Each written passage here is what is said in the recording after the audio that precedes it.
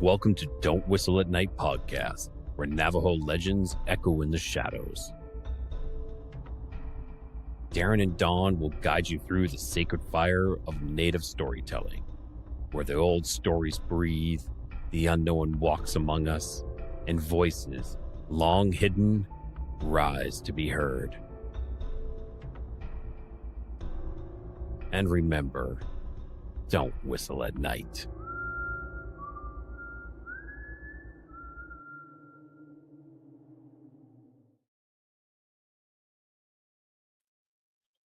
Hello, everybody. Welcome to Don't Whistle at Night. We're broadcasting live here on the United Public Radio Network, 107.7 FM in New Orleans. I am your host, Don Yazzie.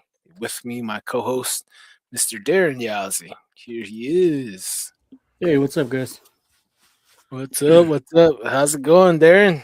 Oh, man, it's going. We got a nice time off from work, and it's not doing anything that means something a lot more, you know.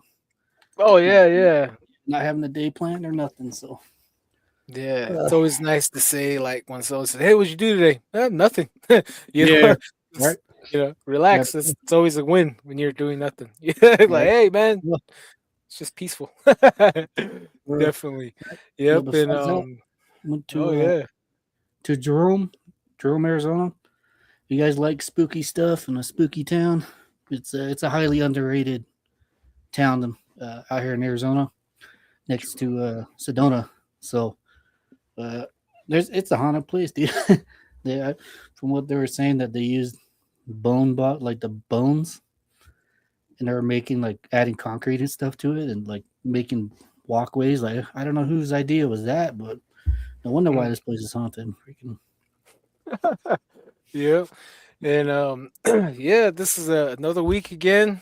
We're both almost in our year in this podcast so far, but it is the end of the 2025, and the end of this year we have a very, very special guest, our first celebrity here we're brushing shoulders with, so you know what I mean.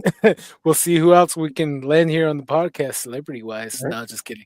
But today we got Mr. Jesus from Breaking Bigfoot, and I don't know if you guys seen Breaking Bad, that show, and it's one of my favorite shows and one of my favorite characters on there. And here he is. You know what I mean? Without further ado, I don't want to introduce him myself. I'll have him introduce himself in his own words. Darren, you ready to introduce our guest? Oh yeah, let's bring him out. Oh yeah, let's bring him on. Hey, there he is. Yo, what's good? What's up, man? How's it going? Good. Like it's been, like I said, a crazy week for me. I had my wife's family come in from Australia, and I was a tour guide for a good week, and had lots of fun. Got to spend time with my niece and nephews and my sister-in-law. That'd be my sister-in-law.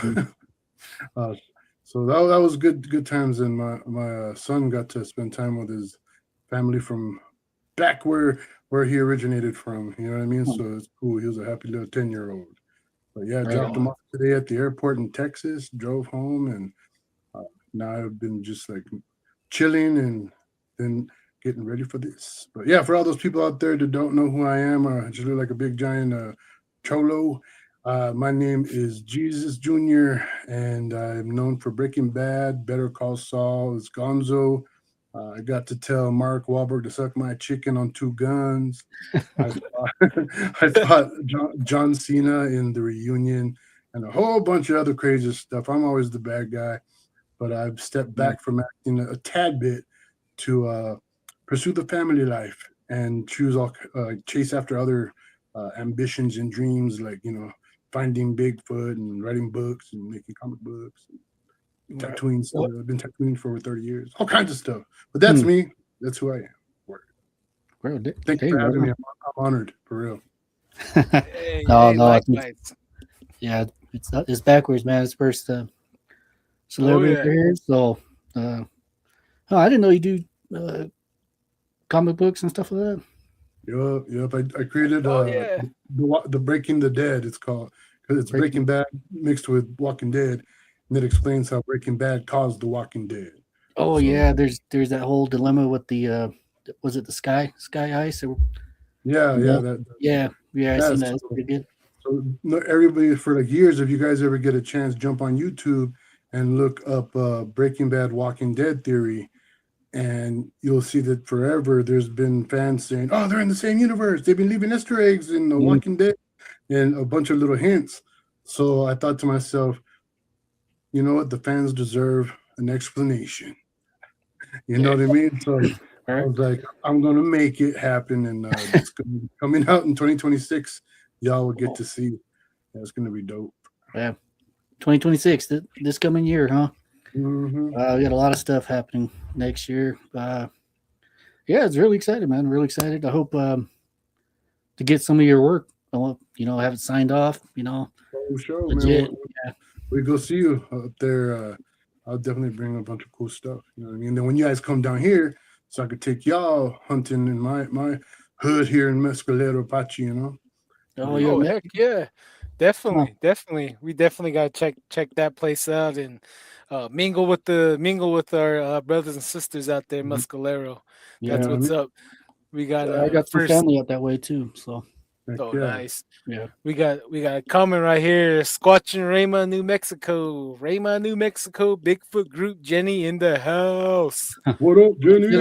Thank you for all the love. Mad respect. Woo-hoo. And may your book do real good. Me and Rama, Jenny write children's books about Bigfoots. Mine haven't come out yet, but I've written 7 of them. And so it's a whole series I want to release. Ba-bam! You know what I mean? Oh, nice. It's the little Bigfoot adventures. Yeah. That's cool. My son might like that one for sure. I think he'll like that one. It's a trip, man. There's little Bigfoot in White Sands, little Bigfoot in space, little Bigfoot, going through wormholes, all kinds of crazy. It's gonna be cool. Yeah, that's pretty dope, man. That's what's up for real. Here you go, little Bigfoot, little baby sass, and everything, dude. Right on. Yeah, and then we got Audacious Amber. She said, "Bros, what's up, Audacious Amber?" Mm-hmm. Mr. Lee. Hey, brothers, how's it going? What's up, Mr. Lee? Glad you joined us, brother. Right here, Audacious Amber. Oh, no uncles. Hey, we got one right here that's available. That'd be Darren. Najona Yeja. I made it. Hello, Double D's. Happy holidays. Hey, what's up, Najona Yeja? Let's see, Mr. Lee. Hey, Don, the owl should be sitting on your shoulders. I know, right? It should be. Gotta feed him, though. Gotta feed him. Right here. Jeez, I don't even know if I'm gonna say this name right. Chico's Taco. Miriam, shout out from El Paso. Yeah, Miriam 090. What's up? Tyson Lolito, what's good? Double D's, what's up, Tyson? Carlo Washington, hello, Don, Darren, Jesus. What's up? What's up? Dead Wolf 66, all bad. Tyson Lolito, where's the uncles? Amber's asking. Oh, right here, Squatch in Rama, New Mexico. Jerome is very haunted. I spent a birthday there.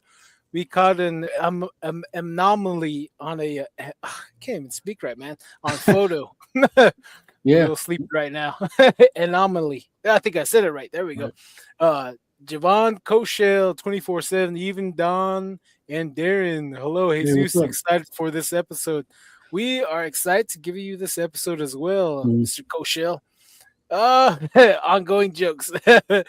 Okay, right here, Squatch and Rama. Hello, Jesus. Very excited. We are too. We cannot wait to all meet together in person. I have not met Darren yet as well, so we'll be all meeting first time together. Rare, so. Yeah. Nijona Yeja, thank you for your time this evening, Jesus. It's my honor. Oh, thank you, Nijona. Right here, said I was trying to live on the res. He said I couldn't get married in. Okay. All right. Hey, thank you guys for chatting in the comment section. That's pretty cool. Right. Happy holidays, happy New Year 2026 from Tohatchee, New Mexico, Navajo Nation. Hey, what's up, John? Right back at you, brother. Let's see here, right here, right here. Oh, Heidi Gold. Good evening, Don and Darren. Hey, Much Heidi. love from Boulder. Hey, Heidi. That's right, teaching the kids. It's pretty funny. Oh yeah, we got a lot of people on tonight. Boulder and double D's. Oh yeah, the double D's for Double double D time, double Boulders. good time. Giggity, giggity, I tell you. Yeah, we got Stoke. Hello all evening. What's up, Stoke? Bcast 33 made it. When you made it. When you coming back to Farmington, Jesus? Ready to squatch? Ooh. Hopefully very soon. Hopefully very soon. I have to head up that way anyway and go back and visit home. You know what I mean? Oh man, I we got lived- link up. Yep. Oh, for sure. There's a whole bunch lived of weird. Yeah. for over a year at the Upper Fruitland. You know, I was up there for a good while. Like, yeah. Oh, Yeah, we it's got been. I've been saying it too. I'll probably keep saying it, but Farmington's a weird town, man. A bunch of cryptic, everything, UFOs. You know, Yeah. so Yep. Then we got Melody Alvarez. Hello, Hey, Mo. what's up, Melody? Heidi Gold. Hello, Jesus. Right here, Audacious Amber. Going to be a great episode. Awesome guest. It Right. is for sure. It's going to be a good one. Almost done. As soon as we get down to the comments, then we'll get going. Mm. Crazy Oh. Coyote 1313. The older brother confirmed that our trip through Jericawa Reservation, Lake Heron, and LA Valdul. That place is Bigfoot territory. Ooh, Right. man. Right here, Dead Wolf 66, one of Jesus's videos on YouTube along that cliff and San Juan River sighting isn't too far from our childhood sightings. Ooh. Right. Hey, much love, Heidi. Let's see here. Squatch and Raymond, New Mexico. Look for Gallup, New Mexico, Bigfoot FFN. We will meet at the film festival in Gallup. Information coming soon. Yes, Yep. a lot of people's waiting for that information. Jenny, we're gonna announce it on TikTok, YouTube, Facebook. Yeah, but let's see. Heidi, my ex lived in Farmington for years. I've heard stories. Ooh. No. Yep. Oh man, I feel well. At least you're alive. Thank God you're alive, Heidi. No, just To kidding. be able to tell them. Oh yeah. All right. We'll start this episode off with Okay. you, Jesus. You can introduce yourself, and then you can take us into your first paranormal stories. You know, your lifetime, and take your time. Okay, so here we go. Well, once upon a time, a long, long time ago, there was a little tiny, little cute little brown boy named Junior. And I lived in England because my dad joined the Air Force. And my mom had a book in the living room on the coffee table. And it was Arthur C. Clarke's The Mysterious World. And inside that book, it had all kinds of cool stuff: UFOs, Bigfoot, Loch Ness Monster, the whole gambit. And that was the first time I ever saw Bigfoot. And one of the stories in there, I have that book still right now. Not that specific, same identical book, but the same copy. I had to go out and get it again after all these years. It talks about a UFO coming down, and then when the sheriff showed up, the UFO was gone because the lady at the cabin called, but there was Bigfoot footprints leading away from where the UFO landed, and then on the return tracks going back, the stride was twice the size, so it was running back and got back on the ship, and right. So I was also for the UFO people out there. I was 45 minutes away from the Rendlesham forest incident where the UFO landed on, right there. And that was my first memory of UFOs, was that exact same 1980 in December, seeing the UFO coming towards my window, cigar-shaped one. And went to the Loch Ness Lake, also when I was 4, to hunt Nessie in Scotland for 2 weeks for folks. And we didn't find Nessie, but I scooped up some water, so there's some Nessie poo, hopefully in there. So I got some DNA. And then throughout my lifetime, I've always been experiencing the weird stuff, seeing ghosts, and I'm a weird, shiz magnet. And I mean that very much. So no matter where I live, it doesn't matter. I will still see all this crazy stuff. people tell me, hey, Jesus, how can you stay so calm when you see these crazy things, UFOs, ghosts, and Bigfoot, and all this stuff? And I'm like, well, honestly, yeah, it's pretty trippy to see that stuff. But the reason why I get so much, footage and evidence is because I want to make sure I'm not going crazy. So as soon as I see something weird, I pull out my phone and I'm like, if I can film it, it's real. If I can't film it, either it's that supernatural or I need to go visit a doctor. I'm getting old, So that's kind of like my life has been filled with that stuff. And the only thing is that I don't witness these things alone. UFOs, the little gray guys, Bigfoots, and spirits, I have all witnessed with other people. And people, come around me and they like don't believe that I see all that crap. And then one day they'll see all that crap. And they freak out and they're like, I don't want to hang out with you no more. Jesus, you're not cool, bro. You have to pump the brakes right there. You've seen grays and you have people see gray. Oh shoot. Now we might have to meet up and we'll put a bunch of cameras everywhere. Yeah, one of the pictures I sent Don is one of the grays, but it's a green one with red eyes looking through my tent, the roof of my tent, and two Bigfoots.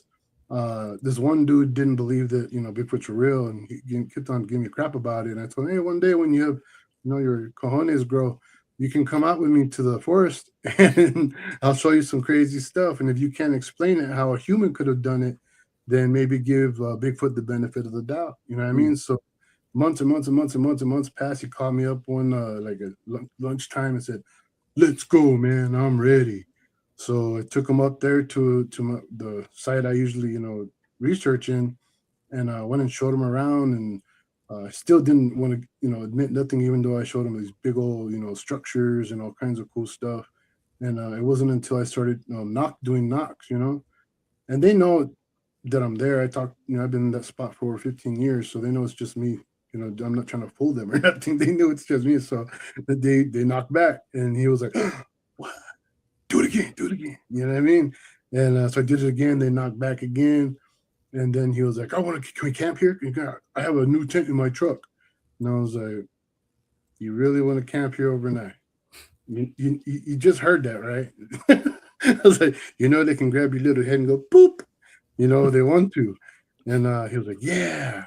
So we did, and that night they showed up because I yelled for them. I yelled for them. I said, come on down, say what's up. He doesn't think you're real. And they showed up and they peeled the top of the tent back, looked down, and were messing with them. They stuck their arm under the tent, knocked them over.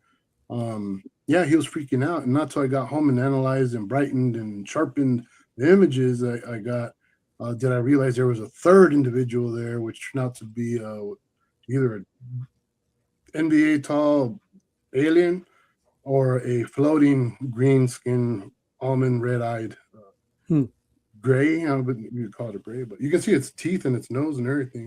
This one right here? Yeah, that's what was looking in the tent. Yeah.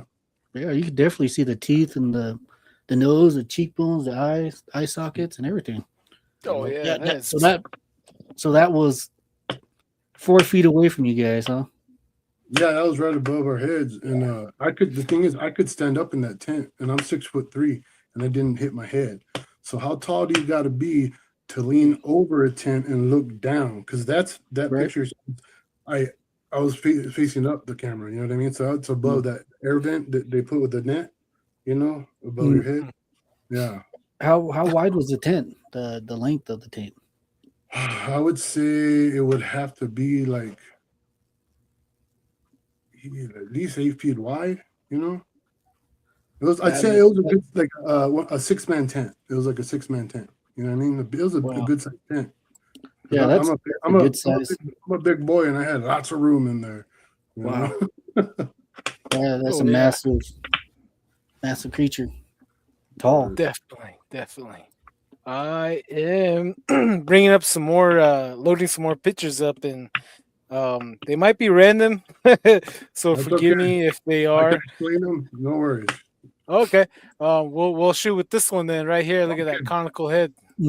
this takes us back to Farmington on the Upper Fruitland Reservation, and where took some cousins to Walmart, him and his wife, to go shop. And I'd been there already a year and hadn't got nothing on film yet.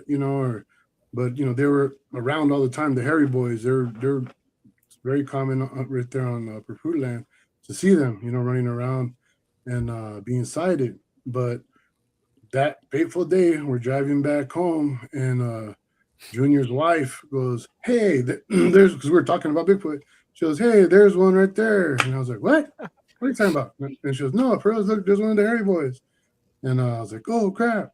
And pulled over and jumped out, started filming it, and got it on film. It's not like it's like this big in the camera, but I was a quarter mile away from that, from the highway to that where it was walking, but it continued walking and hid behind a hill, that was by the irrigation way. And it like stood behind the hill and just peeking its head over. And this is the zoomed in super enhanced version, that I have of that head sticking up. And if you look carefully on the right eye socket, I think you can actually see like a eyelid. Yeah. Right. Yeah. You know what I mean? And the thing is, I went out to that spot and had them take pictures from the highway of me to see, because everybody's telling me, "Oh, that's just some dude dressed in black, bro." And I was like, "Man, I ain't seen no 7 foot, 8 foot tall, any, people from here." I go, I'm considered big here, but yeah, so I went over there, and sure enough, I'd say my head came up to about where its mouth is. And like I said, I'm 6'3", and you could see that I'm bald. You could see that my skin color, you could see my shirt. I was wearing shorts. It wasn't beautifully clear, but you can tell what was what. And that was no just regular dude from the res, walking around, Yeah. That's a really good picture right there. Definitely, you can definitely see the cone shaped head. Yeah, right the there, conical. Yeah, you can see it. Yeah, nose, mouth. Almost looks like a native. Almost looks like my face right there. Just put my face right there. Your hair. Oh yeah. Just need a little cone. Then that's me. Dang, that's a really good picture though. Thank you for sharing. Before we get ahead of ourselves here, let's bring the the viewers into this topic right here, this conversation right here, real quick. Wow, then we wouldn't have podcasts. You know what I mean? I know, right? I tell them like, "Hey, man, you guys make our show. Come and say hi. For real." Let's see here. Oh, snap! Which one? Okay, we already read that one. Let's see here. Little Wolf C13. Hi, I am here. Oh yeah, hey, what's up, Little Wolf? Little Wolf. I am here too. Oh yeah. Tyson Lolito, any recent Bigfoot sightings anywhere? People? I think he's asking. Right here, there's a lot of sightings in my area. Thought I'd ask people in the comments. Oh yeah, Gallup, New Mexico is a very hot spot as well. Crazy Coyote. In 1936, a little girl saw Nessie come on shore. According to her sighting, Nessie was eating the algae from the rocks on the shore. Nessie is a bottom filter feeder like a baleen whale. Oh, yeah. Jeez. Right there. Yeah. Nessie is real. It's a plesiosaurus of some sort. And we do have pictures, and just same thing with Bigfoot. It's not a problem with not having the evidence. It's a problem with lack of acceptance of evidence without it being super duper qualified, got the brand seal from the stamp from the professional guy that got to school for 12 years and paid $100,000. And if you don't have that guy's seal, it doesn't exist and it's not real. But yeah, there's evidence. There's pictures of Nessie. I say Nessie is real. And that's it. Yeah. Oh, yeah. Definitely. Then we got Pablos. Hello, beautiful people. What's up? Hello. Lucky to catch you live. Greetings from San Francisco Bay Area. Yeah, what's up? Oh, yeah. Miriam 090. Jesus is a magnet to the paranormal. Oh, I hope so. We'll find out in September, right? Bring the ghosts to the yard. Shake it. shake it. They'll come to Beware the of yard. what you ask for, you know. Oh man, I No. want to see Darren levitate. Darren, I was just Oh, kidding. Light as a Yep. feather, light as a feather. No, I was just kidding. Ah, yeah. Right here. Oh, okay, right there. Let's see here. Oh, right here. She's reacting to the picture. Wow, I know, right? Right. That was my reaction. Looks like a mantis. For real, it does. Stoked. We got sightings of that in Page, Arizona. A mantis looking creature. Sasquatch, Rama, New Mexico. She says, "Wow." J Lo 520 Jet. Beautiful. Cool name. Let's see here. Najoni Yeja, another awesome interview. Oh, thank you, sis. Yeah. Little Wolf. Wow, that's a crazy photo. Yep. Hello, gentlemen. Hope everyone is doing well. Thank you, MZG70. At Sasquatching Rama, New Mexico. The Upper Fruitland is another reason Dr. Meldrum came to New Mexico. There was a lot of activity. Rama and Pine Hill, too. Yeah, For real. for sure. We got to go over there. Yep. Yeah, Pine Hill, Rama. That's where I'm from too, and there's a lot of stuff goes around up there. So Heck yeah. JLo 520 Beautiful. Hi from Tucson, Arizona. Hey, what's up, Hey, what's Tucson? Tucson. That's where I went to art college. Oh, nice. How many naked people do you draw? No, just kidding. Actually, quite a few. I was the only one that when we were doing the classes where you draw the naked models, right? And the models that they had come in were always like they're like hippie chicks, so they all had like afros, you know, sticking out everywhere. And I would draw them without the hair. I'd trim it when I draw them. And the models would always crack up. They're like, "You're the only dude we've ever seen do that. We're okay with that. It's funny, you know." Oh, damn. some braids on there and everything. Okay. Buckwheat in the That's a good headlock. one. You know what I mean? That's a good one. Hey, that's a Don King in the headlock. Oh, man. So when you were drawing them, did you have your same face as the banner picture? Like giving them that mug, like, oh, man, it stinks in here. Let me try to finish this picture. That was like good. A lot of erasing. Oh, jeez. All right, last comment or two more comments. Someone just commented. Jesus is a very nice person. I met him and he was very cool. I bought some of his merch. Oh, hey, that's what's up. Thank you. I'll send you the payment to say that I talked to you about earlier, okay? Thank you. Oh, yeah. BCast 33. After all the Bigfoot conventions, people asking for Bigfoot preventions. It's been getting quiet in Fruitland area. I think that's why Brenda Harris has been quiet. Ooh. No, the reason why Brenda Harris has been quiet is because she doesn't have a very loud voice, so she's very, very quiet. You know, talk like this. My name's Brenda. No, I'm just kidding. No, we just got to do some more things up there, and yeah, I don't know. It's Bigfoot conferences aren't as easy to throw as people may think. Festivals, all that stuff. It takes a lot, and it's not cheap. Especially when you're trying to bring out a bunch of different speakers, and yeah, because that's where I threw my first conference was in Upper Fruitland with Brenda, and it was messed up because it turned out Breaking Bad ended when I already had scheduled my event, the conference, and they chose to have the finale of Breaking Bad watch party in Hollywood on that day, so I didn't even get to go to my own first conference that I threw, and she got to host it instead. Oh, okay, that's cool. You got to meet her. She's one of the persons I would like to meet again.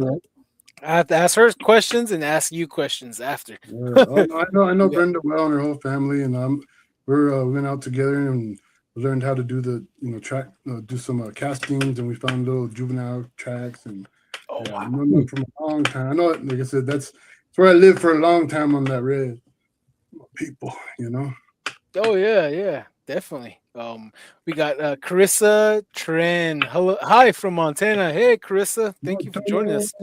Stoked, bro. Jesus, I thought you was familiar. Saw you on Ed Testerman. Those cloud pics are wild. Oh yeah, for sure. Yeah. That's a whole nother podcast. Some of the I see a lot of weird stuff in the clouds and spirits and all kinds of stuff. Yeah, there you go. There's a picture. This was in 2023 in Bonito Lake, no, Bonito Canyon up in the hills up here in southwestern New Mexico in the Lincoln County National Forest. And on that night, all in one night, I got a picture. What I believe is, what they call a dog man or a wolf man, a juvenile Sasquatch hanging from a tree, and then a full-size Sasquatch and another gray hanging out together, watching us in the dark. Which I took a picture with my Android phone that has the night shot, so we can't see what the heck we're taking a picture of. But if we point it and hold it still, you can take pictures. And then I'd put in editing software and brighten it up even more. And sure enough, they were all surrounding us, just watching. Well, I have the audio for that. It's pretty trippy. Dang, bro! Like this one gives me chills, bro. You can definitely see the ears and the nose and the teeth. You can the see teeth. Eyes, Yeah, nose. Ugh. Yeah. And I isolate it. I do that because I know what I'm seeing, but the audience may not see what you're seeing. They're like, oh, that's just a blur. But so I'll put a color filter on it and then erase where the thingy is, so it isolates it, and you can really know what you're seeing. You know what I mean? Come to think about it, do you think that this could be the arms right up there in the top? You see the right behind the lower ear, it kind of breaks down. Yeah, that's the shoulder. If you go to the left, it's the shoulder. It's peeking out and holding onto it like holding onto a tree, or holding onto your hair and peeking out like that. So it's like leaning out, so you can see the shoulders and the arm reaching out. Yeah, it's Oh, that's crazy, bro. That's really good. Well, tell us more about this. Where'd you get these? Okay, so remember that guy I was telling you about that didn't believe in Bigfoot? So while we were out, trying to show him stuff, and the structures that they build, I saw one, and I was like, hey, hold on a second, and I pretended I was taking a selfie over my shoulder, and so he wouldn't know that I saw it, and I took a picture of it, and it was like peeking over that, the log. And that's the same, evening that when they showed up. So they've been watching us, since I got there. Because I don't care wherever I go, I announce myself to them. They have a language. They know who we are, and so I tell them, hey, it's me, Jesus. What's up, guys? Just came by to say hi. What's up? If y'all want, you can check us out, whatever. Yeah. So I guess I can subscribe to my YouTube channel. Yeah, I told them that too. Don't forget. Tickle share. Tickle the icon button. This one, it didn't capture it really well, but up further, it looked like it had its mouth open. And okay, so what you're seeing right there is it's facing.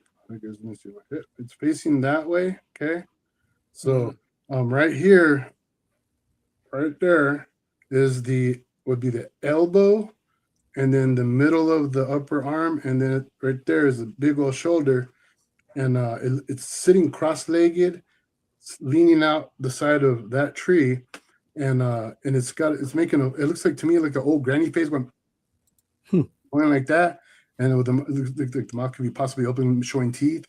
But right here, if you look straight up, you'll see a white kind of strange area, like right in the middle. It looks like a 9 almost, right?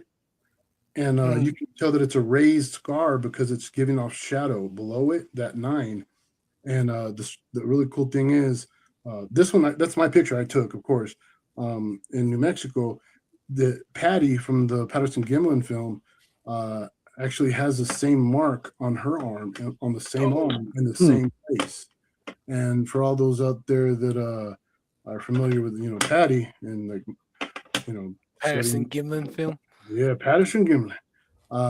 To be able to find something new that somebody hasn't seen on that thing, that video is very rare. And then just think about how rare is it to get a picture of Bigfoot at all, let alone get a picture of a Bigfoot with the same marking on the same arm as one from 50 years ago. Yep. Yeah, that's very rare right there. See, we got 2 pictures right here that are related. This is the first one. This is the second one. Yo, shoot. The first one is the not so zoomed in one. This is the zoomed in one. So this is that same night in Bonito Canyon where you saw the wolf man. And again, I isolated, all around the Bigfoot, and I didn't color the eye or nothing. I just increased saturation. When you increase saturation, you increase all colors. So I did sharpen, I did increase saturation, and brightened it. So that was what was looking at us, and that was about maybe 40 feet from us, from our fire, but we couldn't see it because it was pitch pretty dark out there. If you go to my YouTube channel, Breaking Bigfoot, you can see a video I did on that. I'm gonna be putting up a new one here soon because I went back to go visit to see if I could get any action, but the only action I got was a bunch of, we'll just call them special campers out there that wouldn't shut up. So yeah, there was no nothing to be had evidence wise, unfortunately. But I got to re-examine the area now that I know where they were standing in the pictures to see exactly how big they were and how far away they were from me and all that sort of stuff. This is a really good picture. That one would minimum 10-footer. Minimum. Those are full grown trees. Boy. Those are full grown trees, man. Ooh-wee. Man, you can really see the face right there. Oh, sorry, Darren. You had a question? Yeah. No, I'm just looking at it. All of them. They have that cone-shaped head, and it looks like it has a beard too. That's a big face right there, man. Yeah. Looks like a native, man. For real. So what do you think about the mix-up between the Dogman and the Bigfoot? They always say that these two, they don't get along, along with each other. What do you think about that? You count both of them in the same night, right? Aliens too? Yeah, well, I think they share the same home. You know what I mean? And it's just like Democrats don't like Republicans, but they all run into each other at Walmart. So it's kind of the same situation. And when there's somebody that they, for whatever reason, find that interesting and they're bored, I think they all kind of pop out, but they may not be hugging or nothing. But yeah, I think they get along enough to where they're not just constantly, every time they see each other. But I'm sure they do have some serious, wrestling matches and whatnot. Right. Like this one right here, this guy looks like he's flipping us off right in the middle. He is. Okay, so let me tell you this story. So that's Upper Fruitland. Me and my wife and my brother George, we were out, looking for cool stuff and looking for Sasquatch, right? And way back on way far back on the res, right? And I noticed something, in the far distance, kind of like moving slightly. So I got my camera, which at the time wasn't the S23 or 25 or none of those. This was in 2017. So I could only zoom in so much. I zoomed in, and started snapping pictures. And until I got home to, look at them and zoom in at the picture, did I see that it was moving its arms, doing these different movements. And the last one was throwing me the bird, And it's like, that's a really long finger. You know what I mean? It's like, how can you mistake which finger that is? But yeah, I asked one of the aunties there. I was like, hey, auntie, what does it look like it's doing to you? I didn't want to say nothing. See, maybe I'm tripping, right? And she was like, oh, it looks like he's giving you the bird. And I was like, yeah, he is, right? I was like, auntie, why would he do that? That's not cool, right? And she goes, who are you with? I was like, I was with George. And she was like, oh, they don't like George. I was like, why don't they like George? And she, he likes to take pot shots at them with his 22. I was like, well, that makes sense now. The bird wasn't for me. It was for George. Oh, yeah, for real. Probably wanted to throw a rock at him, but you're in the way. Like, damn it. You're in the way. Get out the way, Jesus. Damn you. Oh, man. Now, that is funny right there. They have they really do have a sense of humor as well. Like, you can't see me, fool. Woo. Wow. That's pretty awesome. How long did these take? Do you take these pictures away from each other? Just click, click, click, click, or? Yeah, it was like, click, trying to hold still and focus as best I could. Click, you know what I mean? Like I said, a few seconds in between it. It wasn't a click, click, click, click, click like that at all. It was definitely, I took about 13 photos altogether, and those ones are the ones that you can actually like make out what you're seeing. The other ones were a little blurrier and stuff. This one was in the same area where the Bigfoot looked in the tent, but a whole different time. and I was climbing up the mountain, and I ran into some baby Bigfoots, and yeah, I was really close to them. It was like maybe 15 feet in front of me, and it was just watching me. And later, to me, all the times I've ever seen them, and people tell me I've seen juveniles, they say they look like little chimpanzees. So I went out and on the interweb, right, the internet, on the Google, and I looked up pictures of chimpanzees that were positioned in the same way, and I did a 50% clear overlay over that picture you're seeing right there. Mm.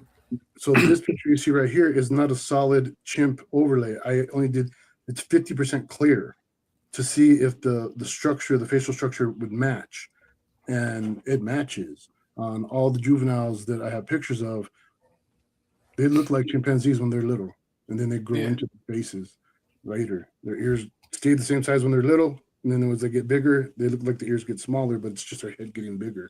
Oh yeah, for sure.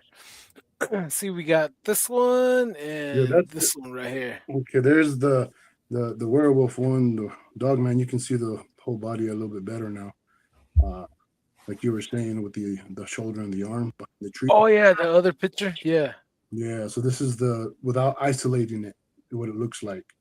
Wow, you could definitely tell it's hanging out of the tree, huh? How high do you think that? Well, it was standing on the ground, but I would say like, you want like how tall was it, or what do you mean? Or how high was it up in the tree? Well, it wasn't in the tree. It was literally standing behind the tree. Oh, shoot. Okay. Just leaning out. You know what I mean? It wasn't hanging. Okay. It was just holding on to the tree with one arm leaning out. See, and where that circle is the little chimp, the little Sasquatch hanging from the branch. I also, somewhere in there, you'll see another picture of it a little closer and brightened. You'll see that at some point. Yeah. It was a crazy night. All right. I bet. Sheesh. That sounds. I wish I was there. One of those nights, like, geez, Darren, we should have been there. No, I was just kidding. Right here, before we continue, let's catch up right here with the viewers. See here. Sasquatch in Rama, New Mexico. It says, Jesus, what would you advise for someone having their first Bigfoot sighting? Bring flowers. I would just say be respectful. Don't run. Try to take pictures. If you do see one, don't look at it. I know that sounds stupid, but try to look away, because they are very territorial, and if you know any animal at all that are out there that are territorial, especially the alpha males, predators, alpha animals, they take it personally when you try to stare at them in their eyes, like you're challenging them. So you never know if they have got babies around or nothing. So I say, if you see one, just be calm, take some pictures, and be like, okay, bye, see you later. Okay, don't act all you know what I mean? Because then they might be just bored and want to mess with you, but you won't see it as them messing with you. You'll be terrified and have PTSD for the rest of your life. Oh yeah. Don't ever show your teeth too. Don't flip your lips over. That will get them mad. Don't throw the bird at them because they know what it means, Oh yeah. Don't give it back. big old giant finger. It's terrible. Yeah. They might probe you with that finger, so don't do it. Don't do it. Owl Woman 13. Hello. Hope all are doing well here. Yeah, thank you, Owl Woman. I hope you're doing well as well. Crazy Coyote, Bigfoot preventions, sulfur pour around your property. Clean your property, tree weeds 35 feet from your property. Guns by them, practice with them, fireworks, trail cameras. They don't like it. They don't like it. Yeah, the trail cams, the IR, yeah, they don't like it. That's what I heard. Oh, Woman 13, many of us can't own guns. Oh yeah. She's in Canada. Yeah.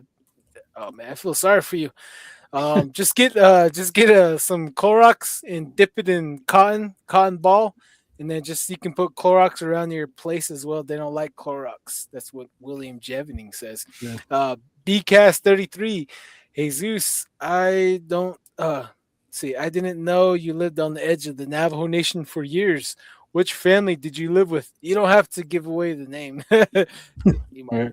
Right. Victoria John, she that's my Navajo mama.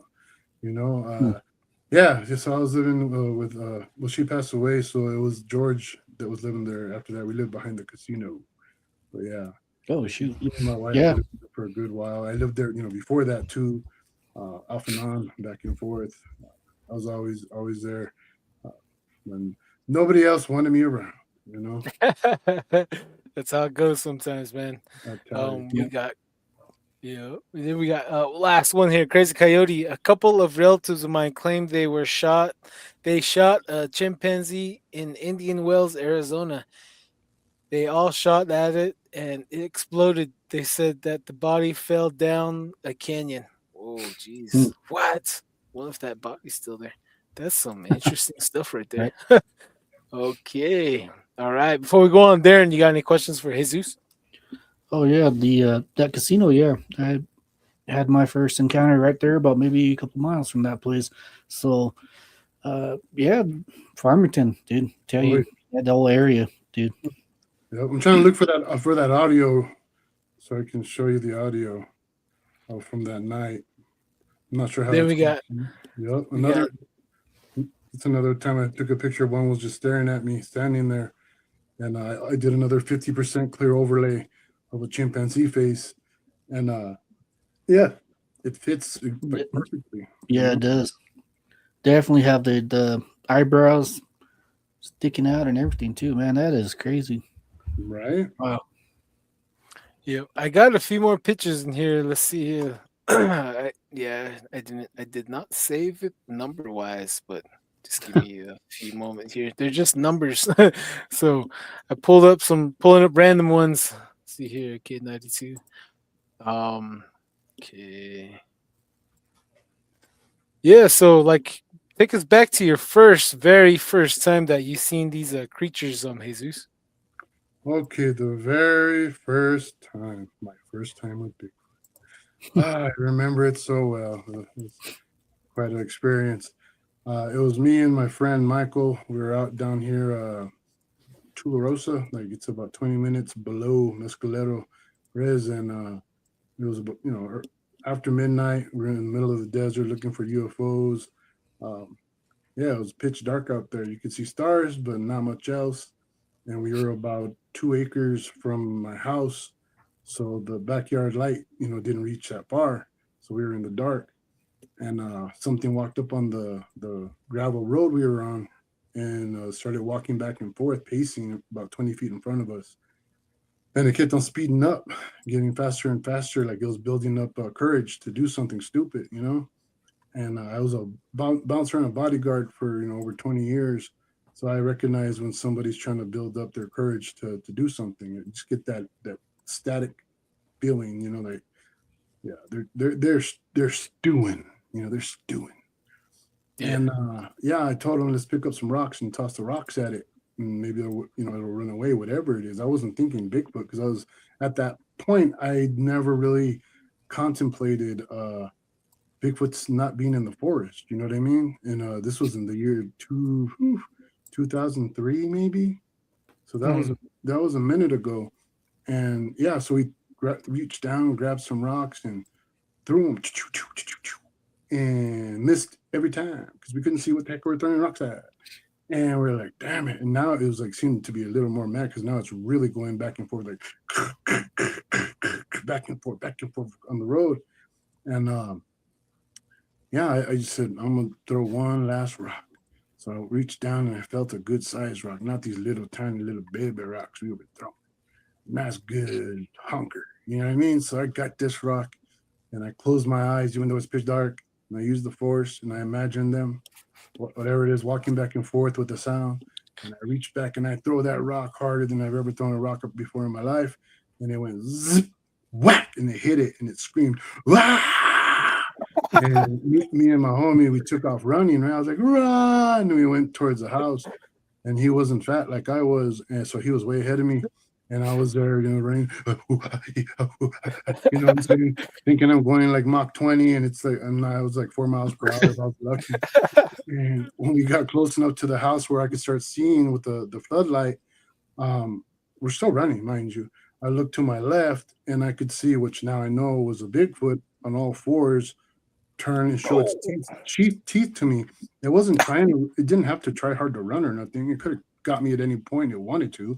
But right when I saw that, when I looked, I was just like, monster, run faster, fat boy. And, and yeah, dude, I was gone. I was like 5 miles per hour now. And I finally got to the back deck. Michael's already up it. And the Bigfoot, it was not a huge, it was like a juvenile, like teenager size. And it tackled the back of our deck on one side. It ran around the other side, tackled that side. And by that point, we finally got into the sliding door and close the curtains. Didn't talk about it. Now here's a picture of the two Bigfoots looking in. On the left is that one that you can see the teeth. To the right, you could see two eyes right below the edge of that tent. You see me, I'm shining the flashlight at them. You're right here. Yeah, the one on the left, right here. Yep, like right there. Smiling. This one that was right here was making faces like this at that dude Kenny, going. Oh man! But doing it quietly. So from my angle where I was sitting, if you guys ever try to look through a screen door, if you look right through it, you can see through it. But if you're on the side of it and look at it, it's solid. So my angle, I was by the zipper by the door. My angle, I couldn't see nothing. I know they were there because they're pushing on the tent and reach under the tent and all that stuff. And then that dude was like, "Oh my god, oh my god." And, I thought it was hilarious because, like, I've seen them before. I know they're there, and I called them down. Shit, you know what I mean? So he was freaking out, and I wasn't quite sure why he was freaking out that bad. I thought he would be like, "Oh, cool," And he kept on saying over and over, "I can see its nose. I can see its nose. I can see its nose." And here's the gray. You can see the eyeball. You can't see the whole face because we're cutting it off. But that's the green gray. He has a big red eye and green skin around it. Oh man, yeah, you can tell. You can see that.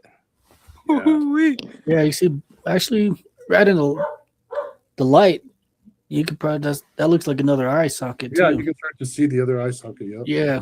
Whoa. Mm-hmm. Looks like it's gray. Yeah. Man, that is awesome. Well, like I said, because you can see those lines, right? That's the mesh, the net mesh. You can see that there. So it was, to be able to bring out that image was really hard to do it without just making it look stupid. You know what I mean? Because a lot of the other ones from that night, people were like, "That looks like a cartoon." It's like, man, you try to take a picture at freaking 2:00 in the morning of a Bigfoot looking at your tent at a different angle. Well, it's like, my bad. You know what I mean? I'm trying. Sheesh. Yeah, for real. Why don't you come out here and do it, man? Oh man, definitely. Right here, we got a few more comments here. Let's see here. Trying to find audio. Oh yeah. This is the Owl Woman. To be fair, we do have less shootings here. Oh yeah, less shootings in Canada, right there. Let's see here. B Cast George doesn't live far from Darren's Dogman sighting, right, Jesus? Yep, that's very true. Skinwalker Canyon, was it called that, Darren? Yeah, I think that's a alleged name. I think it's on their. I forgot what the canyon's name was, but right there they call it Skinwalker Canyon too. So add more to that spook factor. Oh man, for real. Dead Wolf 66. George has seen a lot. George has seen a lot of Bigfoots too. Oh, yeah, man, I gotta meet George. Dead Wolf 66 behind the Entertainment Mart where Hastings used to be in F Town. We had a dogman encountered. Well, you hit us up. Yeah, that's actually inside of Farmington. That's not on the outside. So yeah. As for how that thing's running around in the city like that, oh man, bad intentions. Yeah, that's one thing is that a lot of people don't realize, and not until I didn't realize it either till later from all my research. I'm still trying to find that audio. Sorry, is that Bigfoots come into cities? They come into towns. A lot of people don't realize that. Had Bigfoots walking through Las Vegas. they use the irrigation ways under Las Vegas where all the homeless people live, not the sewers, but they have tons of irrigation ways. It looks like sewers, but under the whole city because of the flood season. So for like 10 months out of the year, it's empty. Those things are empty, and about 1,000 homeless people live underneath the city of Las Vegas, and they call them the mole people. And when they get interviewed down there, every once in a while, out of nowhere, without asking them, they'll be like, "You ever see any weird stuff like ghosts?" And they're like, "Yeah, I see some pretty crazy stuff down here." And sometimes you see Bigfoots. They'll just walk by. They're traveling, crossing the city from one end to the other underneath here. They're huge. They smell horrible. We don't bother them. They never bother us. They just walk through, pass by. So Wow. in Utah, there used to be a guy named Utah Bigfoot, and he talked about that over in Utah, that Bigfoots were coming in town and messing with the homeless camps, and some of them were being spotted inside buildings in town. So they'd be cruising in, at nighttime, and I guess munching whoever they felt people didn't really would remember or care about. Yep. Yeah, I heard stories like that too. I heard one of I think it was a man from Europe. He decided to hitchhike across the United States, and he ended up in Phoenix, middle of Phoenix. He ran into a group of kids saying there's a werewolf in the restroom in the park. Sure enough, he went over there and checked it out, and he said it was a werewolf eating a man. That's in city of Phoenix, So Man. how do you some of this stuff is just way out there. How do you explain it? He was probably real hungry. Yeah. I was explaining it. Yeah, we got BCast 33, my relatives live in Mescalero. Also, Dene Navajo tell me about Bigfoot banging on the trailer at times. Apache, also Dene. Oh yeah, for real. They do that. Oh yeah, they're out here big time. Pavlos, unreal. And all that was between you all. That was 16th of an inch of plastic that separates both of you guys. For real. Yeah, geez. Well, when it reached under the tent and knocked over the guy, like he was sitting there and it reached under, boom, and he went like that. And because like if you think about it, if you were to reach under a tent to your shoulder, your face is right there, right? You know what I mean? So in my head, I was like, well, if its arm is right there, its face is right there. So I put the flashlight, right at that spot, and I went, no, bad Bigfoot. And it pulled out its arm. And that dude was like, did you just scold a Bigfoot? He was all freaked out. He just got knocked over. And I was like, well, what do you want me to say? I'm going to yell at it. It's going to kick my ass. Oh, man. No, one more comment here, then we'll finish that story. I got to hear the rest of that. Mr. Jesus, do you think that all the underground cities being built by the government and private corporations is pushing them out of their homes? Or do you think they just enter our realm interdimensionally? Great question. Well, I think there's three answers to that one. The first one is they're not pushing them out because they're digging the new cities underground.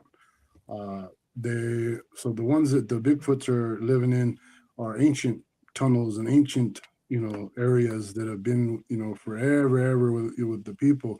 Like here in Mescalero, back in the day when the Spaniards were coming here, being Spaniards of that time.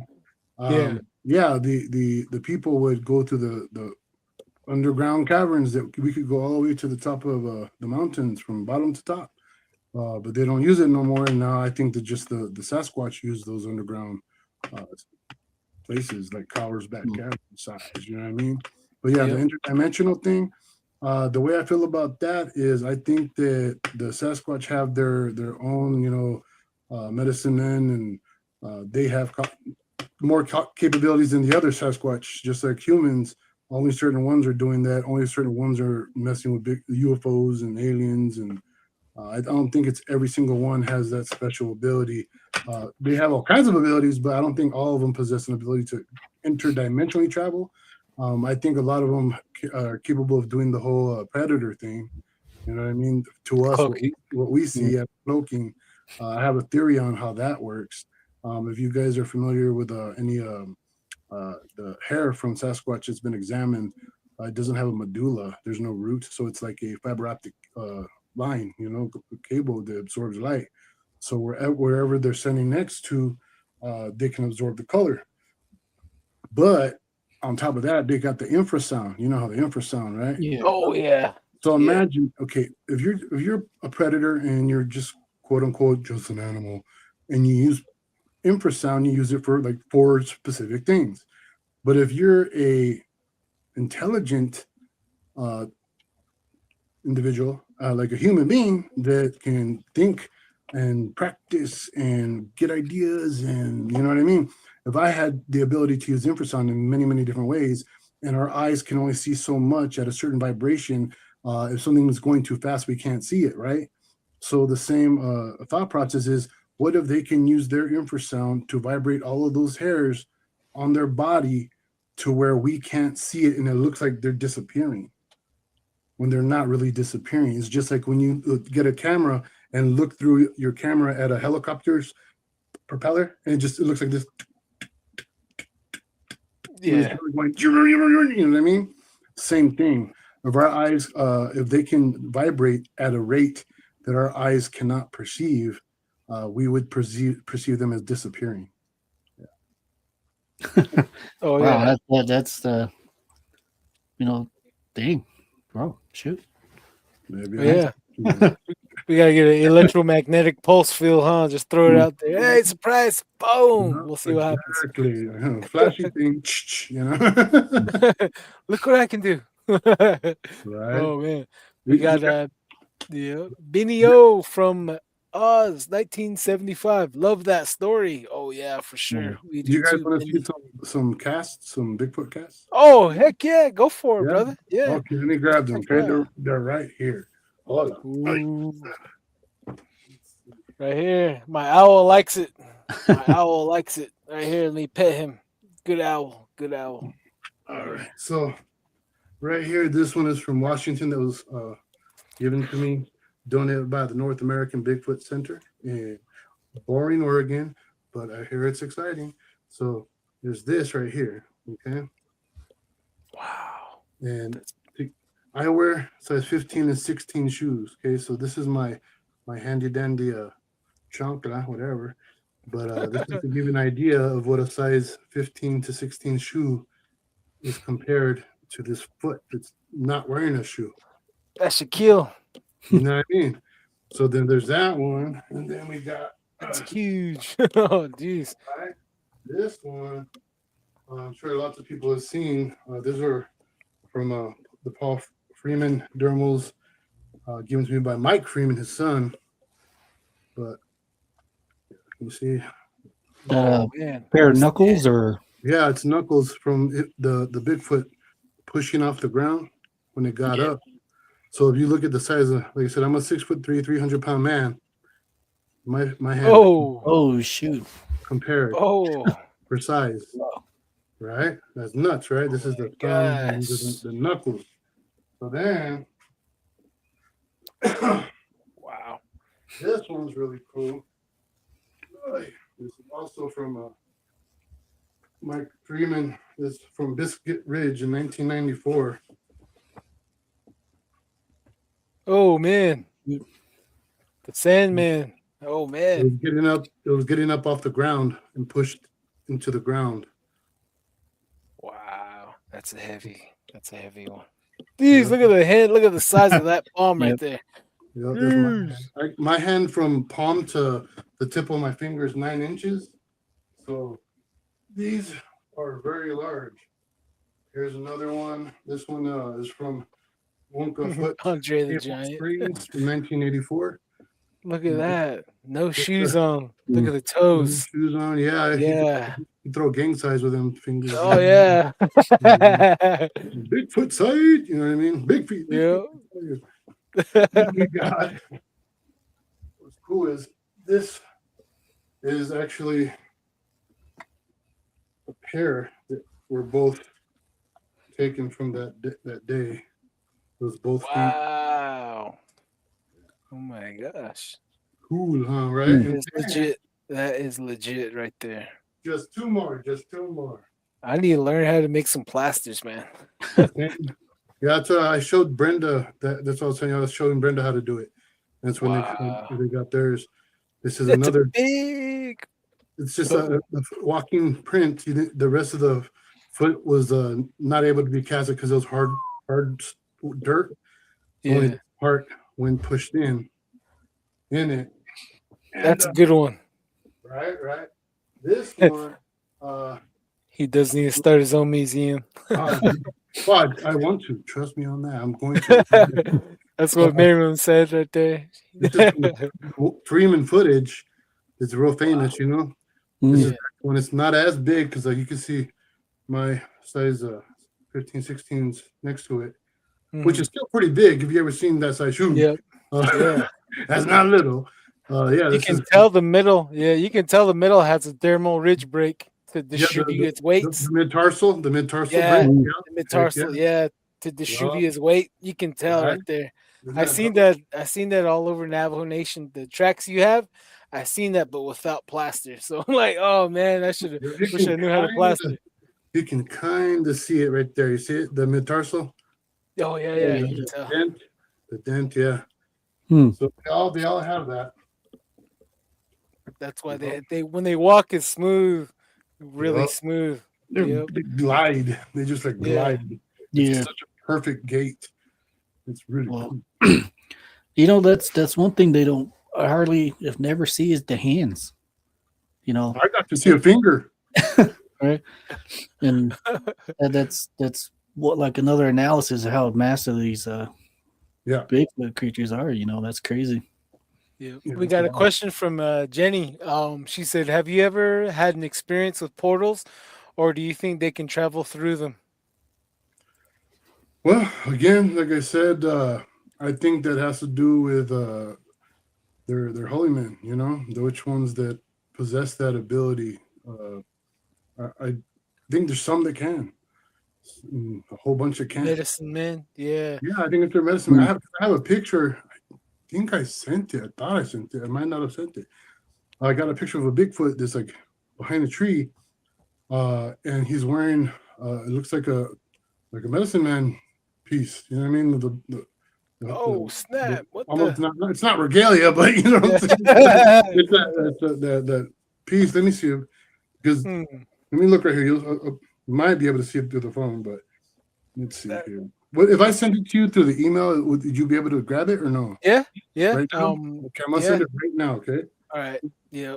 And then we got Sally Forth alone. This guy is making scary stuff so fun. Love it. For real. For real. Squatch and Rayma, they are monster herbalists. Monster. Yeah. Yep. We got Benio, probably a class system like humans. Oh yeah, for Yeah. sure. Stoked. Yeah. Heard a story from a wildland firefighter of a Bigfoot shape-shifting into a bear. It knelt and placed his hand on the ground and bam, changed shape. Hmm. Oh, that sounds like Running Crane. Mr. Running Crane is coming back as well. His story. Benio, I agree, depends on our individual sensing abilities. Yeah. Oh, stars right here, Country Carpenter. Crazy Coyote. Hey, I remember a 70s TV show called Chocolate. In that show, a killer Bigfoot was using the same infrasound to hunt people like the Rakshasa. Hmm. Shasa. Wow. Yeah, Benny says, wow. Says Benny, Big Andre the Giant Hands. For sure, Right. man. Yep, right here. Miriam 090. Jesus Jesus needs to start his own museum for sure. Yep. Let's see here. BCast. I think Bigfoot are Neanderthals who have evolved undisclosed in modern evolution. I also believe that they have advanced abilities they have learned after thousands of years. Movie Lucy. Oh wow. Okay. We caught it with the comments. Let me pull up my email right here. Jeez, man. Almost there. So- Almost there. So you have your ghost hunting equipment as well too, Jesus? Not really like official equipment. I did the what's what's that one? Where it goes. Oh yeah, the sound box. And yeah, but normally it's just my phone. You know what I mean? I don't have a bunch of equipment. I'd love to have a bunch of equipment, but at some point I will have a bunch of equipment for that. But yeah, usually it's me just with my phone taking pictures, using the recorder on it and stuff like that. You know. Hmm. But yeah, So that'd what's be your cool. I could get some. Heck yeah, I'd use it all. You know. So what do you got on the UFOs? You do the UFO watch and everything, Skywatch. I know. Just Yeah. the other day out here, one of my friends hit me up, she sent me a bunch of videos of lights they were seeing in the sky. You know, just lifetime. You know, so they're out here too, and Oh no, for sure yes, they're out yeah, here. I've got a bunch of video of UFOs on my channel too, and a bunch of pictures. Some of my sightings have come out in newspapers that I didn't report it. I got called from what's that called? The Bigelow Aerospace to ask me about my visits and if I ever get on a UFO again to let them try to remember what the propulsion compartment looks like and sketch it and send it to them through email. And then, yeah, I've been seeing UFOs forever, man, and I see them on the regular still since I yeah. was little. And okay, finally I found it. Cheers. Okay. Oh man, Zeus. When do you think like the time of the year is most active? Like Bigfoot would come out and you just don't know, huh? It'd just be random times. Well, I would say the time of year would be when the temperature's most moderate. You know what I mean? As in good weather. Good weather they do enjoy just like us, you know. And they love some full moons. They love coming out after midnight until the break of dawn. But they come up, you know, throughout the whole day, depending on where they're at. Of course, it's when we see them is the trick. You know what I mean?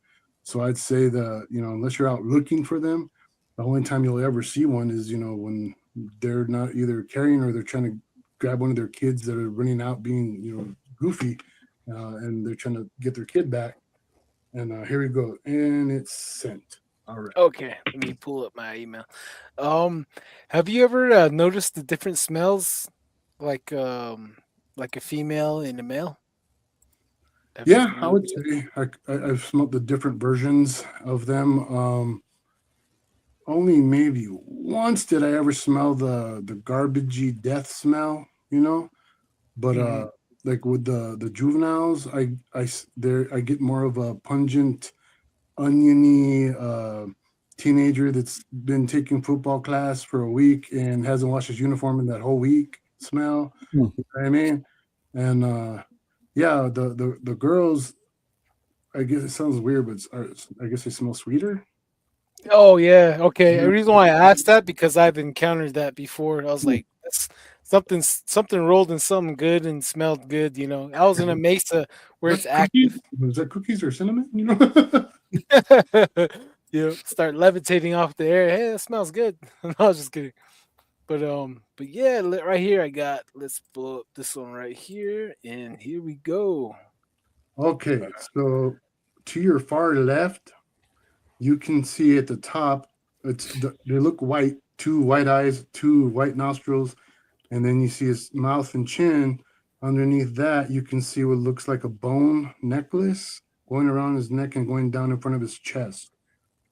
I sent a few versions of it so you could see different versions of it so you could see it better. Yeah, if you could see the head, you would see a pointy head too. But these are all different filters, so you can see the necklace on its chest. Okay. Oh yeah. Oh So man. there you can see the eyes and the nose and the necklace Right here, going huh? over That's the shoulder. Yeah. Yeah. that's the eyes, nose. Then No, right here's where we're looking at how I don't know if you guys can see my cursor. I cannot see your cursor. Hmm. Oh, okay. I can't even tell you guys are. I'm pointing at it with this thing. I thought you guys can There see should be it. there should be one picture that's a little bit farther away, so it might make the dude smaller.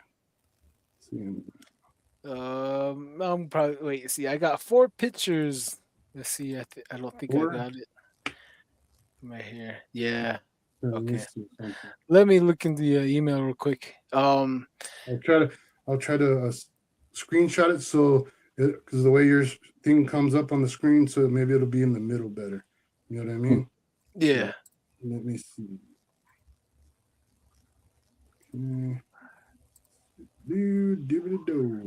So what was the most intense Sasquatch encounters you guys have had? Oh man, Darren encountered a dog man before, and I've walked up to a Sasquatch one time back when I was 18 years old, and throughout my whole life, my family we've all been seeing him, along the San Juan River because we come from Maima Valley and Halchita area. So we live in a huge drain system where it all goes into the river and goes down to the Grand Canyon. And my grandpa, my grandmother, my mom, my sister, so all of us, my mom, she was chased by a Bigfoot when she was escaping her life. She was kidnapped when she was running home at night, and she seen this long, lengthy shadow running after her. And she made it into the community, and all the dogs ran past her towards the Bigfoot. So I think he was making sure she got home. Then with my little sister, she was going to school one morning, and she seen this long, dark shadow running zigzags towards her. And when he was running on the road, she said his arm was almost touching the road, like it was running strangely, and it was very fast. And with my first encounter, it was red hair, and it almost took my cousin brother. And we ran after it, and it ran up a hill impossible for a human to climb on all fours and went up and over. I believe it. I sent the email with a few pictures, Okay. other pictures too. Yeah, this one right here.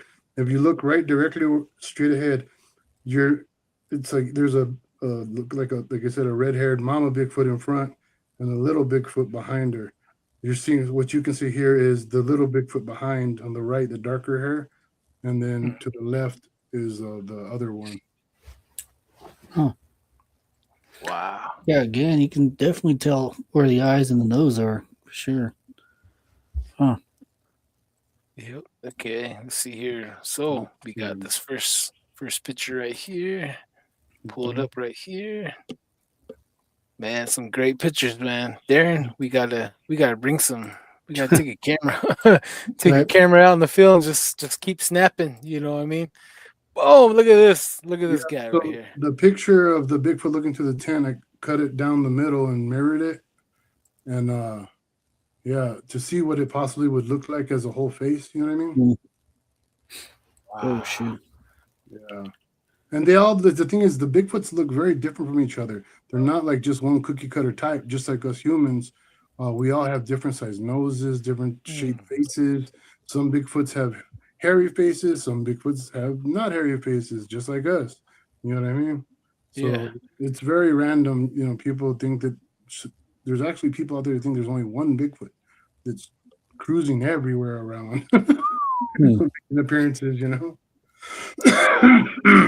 This guy's Neanderthal looking, huh? Looks like he has a pork chop sideburns going down. You know? Very retro. Very retro. From the lip to the nose, it seems to always be that double finger. Flat. We have the one finger for humans, and then you got the two, for them. Wow. That's some very good information. That's some good evidence right here. Proof. Make sure you don't do a good job on giving proofs because the government might make you disappear. Be careful. And like this one right here is the reason why I say that. Look at that. Yeah, I did the same thing. I mirrored it down the middle, and you know what I mean. I just cut it down the middle of the image and then mirrored it to see what the whole face would look like. Mm-hmm. This was the same night. Not a Bigfoot. Right? Yeah, that's the same night. All three of them were peeking through the roof at one point or another throughout in the night. Yeah. Damn. So you've seen the dogman, the Bigfoot, and aliens all in one night, just peeking in on you guys. Well, yeah. No dogman on this night, but the other camping night. This one's from 2017. The dogman is in 2023. But yeah, I've seen a bunch of crazy stuff, man. It's like I see so much crazy stuff that I think that's why the government don't care about me because they're like, you see so much weird shit that We can just say he's crazy. Who's gonna believe him? He's crazy already. Yeah, he's a big old crazy Mexican. You know what I mean? They don't just say it's crazy. Yeah. Okay, there you go. You can see him now, real good on the left, right there of the tree. Oh yeah. Oh yeah. Oh yeah. Right here. Okay. Yeah. You can see the cone head, the eyes, the nose, the mouth, the white. It looks like a white necklace around his neck. Goes over his shoulder, but it's a whole thing that goes all the way down to his waist almost. Some kind of necklace. Yeah, some type To me, it looks like a medicine man would wear. You know what I mean? Yeah. Huh. In the good old days. Yep. Not these Almost days. looks like. Yeah, almost looks like that Napoleon Dynamite. Remember, he's all wrapped up in that thing, and he puts a crystal trying to time travel. Maybe something like that, you know. Caught him in mid portal. Who knows? Wow, that's some good stuff right there. Oh man, look at that one. Now you can see the whole thing that we were seeing earlier. You just saw the shoulder, but that's the whole body you can see now. Wow. This is after brightening it a lot. You know, when you look at the actual original photo, that's just maybe 1/64th of the image, just little tiny area that I had to zoom in on, you know, and brighten up, and and that's what was there. From my end, when you sent me it, this is the one I was telling you. I was like, dude, that thing looks like it has his mouth open. Like, what the WTF? You know, I was like, whoa, man, that's unsettling. Whoa, Darren, you got any questions? Oh no, man! I'm actually looking at it. Looks like you can even see the leg fold, the folds definitely in the arms and the legs. You know, right. Wow. So what I recommend to all of us researchers out there that are in the field that are trying to get pictures of Bigfoots, what I do, one of the things that I do is I'll go out and I'll look around. You know, if you hear something, just point the camera in that direction, take some pictures. Even if you don't know what you're looking at, take one regular picture, zoom in a little, take another picture, zoom in a little more, take another picture. You don't know where you're looking, don't act like you know what you're looking at. Because as soon as they know you see them, they're going to either go, you know, duck or whatever, and you won't see them, or they'll activate their, you know, predator status. But what I do is if I'm not hearing them and I go out looking for, you know, some type of evidence, I look for dark spots in the forest. Or if you know your surroundings, like if you've been, you know, to the, you know, Arizona, Upper Fruitland, you know, Farmington area, unless you're in, you know, the river on the edge, you're in the desert, and there's maybe juniper trees, you know what I mean, growing. So, you know, what's an uncommon color that you're going to see out there that's, you know, Bigfoot colored, and that's a darker brown or black. So what I do is I just start scouting and see if I see anything black or really dark, and I take pictures of that and zoom in, take pictures of that, and then when I get home, I can really zoom in, enhance, and a lot of times that's where they're at, because, you know, it's either that or it's going to be something that's burned at some point. But those are the only times you'll see blacks anything, you know, in a forest or the desert. Excuse me. Wow, that's a really good picture right there. All right, let's catch up with the viewers real quick here. Benzo says hee hee. BCAS says Jesus has filmed some crazy UFO stuff. I bet. Miss Blue, Beautiful Jess XO. She says no. I said yes. Squatch in Rama, New Mexico. We had a smell like that outside the house here years back. My granddaughter was visiting, and she's like 14 at the time. I always thought it was a young male Sasquatch. I made her come inside with us. Oh, probably might have been a female. That's what I'm thinking. Sasquatching Rama, New Mexico. Darren, where did you see the dog man? Was it out here? No, not out there. It's outside of Farmington, and I did talk about the 2 Bigfoot that happened out there at Rama at Unit 5. So, it's out there. I definitely know something's out there too. So. Oh yeah, we got a lot of things out there. Miss Jess XO, she says, from the pictures, Oh yeah, I think these are from the reaction from the pictures. Right. OMG, right there, big old tracks right here. She says crazy Jess XO says he has a bum nose. Right. Does looks like a Sky Monster pork chop Bigfoot pick. Oh Hmm. man, yeah, that one was a gray, that's for sure. Right. Right here, it must be all connected somehow. Probably we gotta bring out the tinfoil hats, man. Bring out the tinfoil hats. See here, Jesus. What one experience have you had that you have not discussed? No one has heard of. No one has heard of. I would say that would have to be related to my, like abduction stuff. Oh my gosh. UFO, my UFO stuff. I've talked briefly about that, but not very often. People usually just, ask me about Bigfoot stuff and that sort of thing, or UFO, seeing UFOs or ghosts. But I really haven't gone too deep into the visitations growing up that I've had. So like, okay, like one, I'll name one. Okay. Um, I at this point in my life, it was, I'd say, 1999, and I was getting visited a lot, a whole bunch, and I was living by myself in a trailer, and this was in El Paso, Texas, and I switched rooms because I was there. I was getting messed with so much in this one room. Every night, them coming in and standing in the corner, staring at me and stuff, and grabbing my ankles and pulling on stuff. Yeah, but yeah, I finally got freaked out enough to where I was like, "That's it. I'm sleeping in the other room." They'll never guess, right? So they guess, and I'm in this other room now, right, laying down, and I tell them, you know what? Okay, you can come take me, whatever. Not that I didn't do it anyway, but I guess I was just trying to make myself feel better. And yeah, I looked out the window because I heard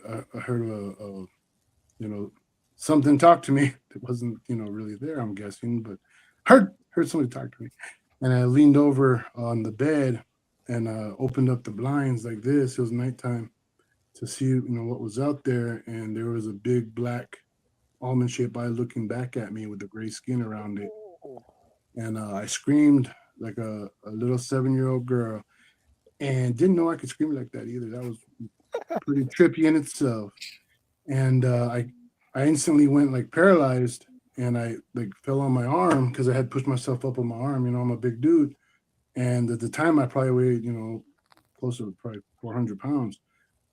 So as soon as that happened, I collapsed. I heard, the voice say, "Here we go again," like that, like because I said I wasn't going to be scared and all this stuff. But it's like, come on, dude, you peeking through a damn window, you didn't tell me you showed up already, And as soon as I fell down on my arm like this, face down, I felt little hands grab my ankles and start pulling me off the bed, and I knew this was real because my arm was going like this as they were pulling me off, and it was like, oh god, oh god, oh god.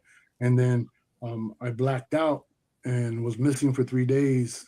And yeah, when I came back, I thought it was the next morning, and I was like, man, that was a trip. I must be tripping. What a dream. And called up my cousin because every Sunday we would go meet up and enjoy a bowl of Wheaties and go to the dollar movies all day long. Watching movies all day long, and I called him up. I was like, "Hey, cousin, let's go to the movies, woohoo!" Right? And he was like, "Where the hell have you been? What are you doing?" I go, "Dude, stop being stupid, man. It's just go to the movies, man. Come over, we'll cheap and go. Come on, we'll just roll, dog, And he was like, "Stay stupid. It's Wednesday now." He was like, "Where have you been? We went by. We were looking for you. Your car was there. Your keys were there. Your inhaler was there. Everything was there, but you, man." And that's when I was like, well, that's not good. But yeah, I've never told anybody that. Yeah. Well, There you go. So how long you been? Were you gone? Like few days? You say or? Yeah, that time it was from Saturday night until Wednesday morning. What the heck? Oh, And who knows all the other times it's happened to me because I live by myself. And yeah, usually people didn't check on me. I had just moved back to El Paso and reconnected with my cousin. So yeah, it wasn't until then did anybody ever like check on me because he came over to go to the movies and he had a key because I had messed up my calf. And no, I had broke my tailbone. Yeah, I had broke my tailbone. I fell down his stairs. So I wasn't, he'd come and check on me and stuff just in case, I'd make sure I hadn't fallen down or something. So yeah, he had a key to the house, so he was able to come in and look around, and I wasn't there. Whoa. oh man. So There's oh go ahead there. Sorry. do you have any marks from that, or do you have Just emotional. just- I don't know. It's hard to say, dude. I'm covered in marks and bullet hole scars and car crash, crushed leg scars and scars Hickeys. over my head from fighting, and so it's like, no shit? you know what I mean? You gotta feel a lump. That's new. Wait, no, that's from the one- 80s. Right. The one thing that I attribute to, I guess, the scar towards those visits was one night. This was now 2 years later, maybe a year and a half later. My folks had moved back into town, and I was staying with them.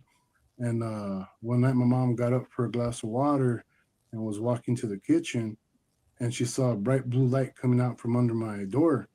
And she knocked on my door and she said, "Hey, is everything all right in there?" And she said that I said, "Everything's okay. Go to bed." And she just shrugged her shoulders, went and got some water, and went to bed. The next morning, when we got up, on my right thigh there was about a let's say dime-sized piece of skin missing, like a layer of skin missing, with a perfectly smooth scab on it. Like it was instantly dry, not like a regular scab, all bumpy and ugly. And I go to the kitchen and my mom goes, "Hey, where'd you get that like that disco light?" And I was like, "What disco light?" She was like, "I got up last night to get some water and you had that blue light, coming out from under your door." She goes, "Remember I knocked on the door?" And I was like, "No, what you talking about with it?" You know what I mean? And yeah, so that was the one time that I can remember like an actual mark being left, but I have no memory of that night. You know what I'm saying? It's like, yeah. So tell me, are you the only one in your family that has visitations like this? Like your mom's side, father's side? Both sides, but I wouldn't say, I don't know. Like I can't say that they're not as involved, but I think it was more for them. They attributed those things to demons and ghosts more. They were went into the alien thing.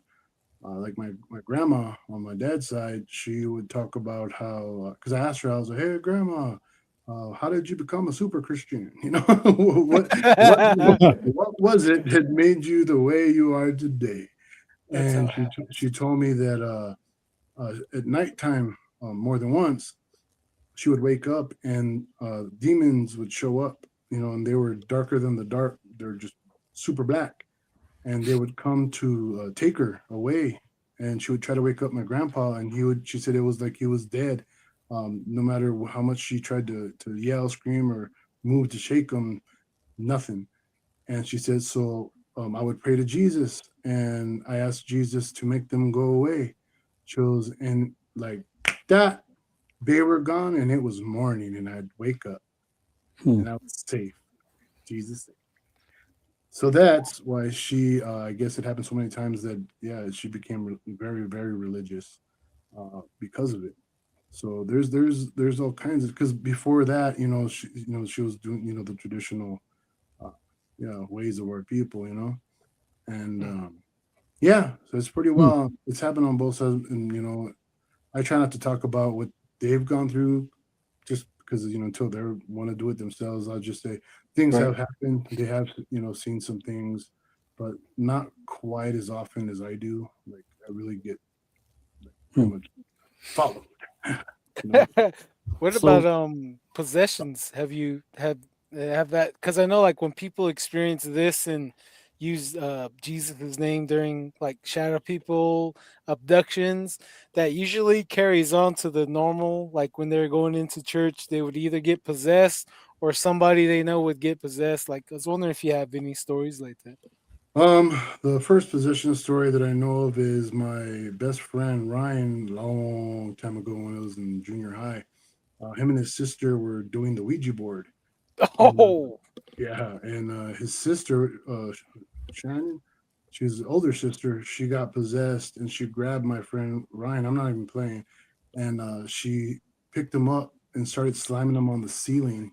Wham, wham, wham, yeah, and broke his arms. And so that was the first possession thing I ever had experienced. And then later in life, I became a pastor and started doing, blessings. And in a past life, I was a holy man. But yeah, so now, I would go and bless homes and try to get the evil out of them houses, at least out the door. I can't, like Superman or Jesus to be like, bam, you're gone. You know what I mean? But yeah, I've dealt with a lot of people that are unfortunately have some demonic situations attached to them. And Hmm. it's not always the exorcist puking everywhere, head spinning and stuff, but it's close. There's been some really scary crap that I've dealt with. I've dealt with demons and I've been attacked by them, and yeah, I got dragged across, I'd say like 15 feet of floor. oh man. Being over 300 pounds, I got dragged across the whole floor. You know what I'm saying? Ooh-wee. Yeah. That was crazy. I got another picture. I'll send on our next interview. I'll send you all the ghost stuff that I Yeah. have a picture of what looks like a dead person's head passing through the floor. So you see this much of the face coming out of the Oh floor snap. with a rotten nose. It's gone right there. Hmm. Yeah. And then on the couch, you'll see looks like a bony hand throwing up a peace sign with some stringy hair, behind it. After it yanked me across the room, and I got up and grabbed my tablet and was like, leaving. And yeah, I didn't know I snapped a picture with my tablet walking out. You know what I mean? So like it knew, it's like it made the picture happen because it knew to pose apparently and just kind of and peek out the floor. Hey, you know what I mean? But, yeah, it's Wow. Oh yeah. wild stuff, man. Wild stuff. So, so what's your idea of the aliens and the demonic? Or do you think they're the same? Because you would talk to someone like 200 years ago. They would say like lights in the sky. I'm more than sure they would say like Very your light. holy people, instead of the word or angels, instead of them using the word UFOs we have now. Like what's your idea on that too? Since Well, since your grandmother was talking about, you were talking about aliens, that she was talking about demons. So well, from my research into our family, we're Kichimaya and Tarahumara Indians, and the Maya. If I don't know if you've seen out there, the more and more that they are digging up, the more and more things we're finding with grays in the depictions with them. So we've been dealing with them and apparently working with them for thousands of years now. And this is like kind of like for people that like, I don't believe in God, right? Then I'll ask them, well, do you believe in demons? Well, of course. Yeah. Do you know what a demon is? Do you know where they come from? If you believe in demons, that means that God's real of some sort. We all call them different things, grandfather, the creator, is out there. Someone is out there that made all this. And Yeah. yeah, so yeah, like you said, hundreds of years ago, like in the medieval times, they called UFOs fairy lights. They called the aliens succubuses, incubuses. They described the visitations from the incubuses that they would come, they would take you, they would poke you with metal rods and torture you, and they would get you pregnant and then steal your baby, after 3 months of pregnancy and switch it out with a changeling. But now today we have alien abductions where they come in and they pick you up and they take you to their lair and they poke you with needles and do medical experiments. Then they get you pregnant. And after 3 months of pregnancy, they show up and take the baby away. And now you're no longer pregnant. it goes on and on throughout history, the same thing over and over, and it all has led me back to all our ancient histories are the what's true, not what they're trying to push. I trust our ancestors way more than any doctorate today. And I know that's like, oh, you don't believe in doctors? Oh no, they got letters after their name. I get it. You know what I'm saying? They went to school for a long time. They're very, very smart, intelligent people, yes. But you can't discount thousands of years of history. It's not mythology. Um, that's our history. We call it history. It's not just a legend, you know what I mean? So to me, the long story short is we were created. Bigfoots were created first. We were created second because the Bigfoots were too unruly and they made us later. Bigfoots and other creatures got jealous. There was a great flood. The angels, when they fell, half of them, went evil. The other half stayed, with God. And they didn't change what they look like on their face. So it's very confusing when we see UFOs or grays and aliens because we don't know which side they're on. It's just like you can't tell what political party somebody's from unless they're wearing that red hat. You know what I mean? So it doesn't mean it changes their cars. But yeah, I think that the whole alien phenomena is all tied together with ancient history. They're angels and demons. Some are evil, some are good. It's hard. It's hard to differentiate with how little they do let us know. Mm-hmm. Definitely. That's what a lot of different tribes we say the same thing over and over, but a little bit different ways. This tribe might have the same thing, but it's told in a different way. You know what I mean? So we all we all experience the same thing at one point in time. And we got a question here from Jenny. Do you think your abductions are connected to your genetics? Like, hey, want to test your blood? I think they probably took your semen. You probably have some space babies up there. I owe plenty of child support in space, I'm sure. Yeah, I do think that it's the blood type related. There's my blood types is type O negative. If you look up on the internet, of course, there's no official scientific data available on proving this is real, but it just so happens a lot of people that have type O blood negative experience all kinds of weird crap and abductions and see UFOs and ghosts and psychic abilities. So I think that does have something to do with it because we're missing the rhesus monkey hemoglobin, which is the RH and the RH factor. So science is kind of hard for science to explain that because that's supposed to be part of our evolution type deal. So that kind of messes with that whole thing. But I think it has a huge part of having to do with our genetic relations of who we come from and what bloodlines we've come from specifically. An example I always give is I think that the Bigfoots and other creatures and spirits out there, they can see who they can recognize our DNA. They can see our glow or something. It's like your light bulb glowing in a dark room. All the moths and bats and everything in the dark can see you bright, and they're like, "Ooh, let's go visit that." So I think that the blood type has a huge thing to do with it, and it reminds me of that old rhyme, nursery rhyme, I guess, or no, part of that story, Jack and the Beanstalk, where the giant goes fee fi fo fum. Smell the blood of an Englishman. So they can actually smell your blood and DNA. And I think that's why a huge part of why all these weird anomalies are always reaching out to me, because just like if you start hunting ghosts and they realize that you can interact with them, they tell all their ghost homies and they're all, that's him. Let's go tell him. Hey, we got to tell him something. Hopefully you can tell somebody what we're saying. Yeah, your mama. It's. I think that's what's going on with it. And a lot of us don't dive deep enough into it or don't know where to go from when we start experiencing stuff. Yeah. Type O's very, very ancient. It's like one of the very first human beings. It's it's just adapted to this world. And that's what everyone asks. Like, do you think because you're Native American, these creatures reveal themselves to you, from the Goatman, Centaur, Bigfoot, the mystical little beings? And I'm like, I have no idea, but that's a good question. And you saying that only backs that up. And I think it's really in the blood. Like they find out that a lot of people with German heritage get abducted as well.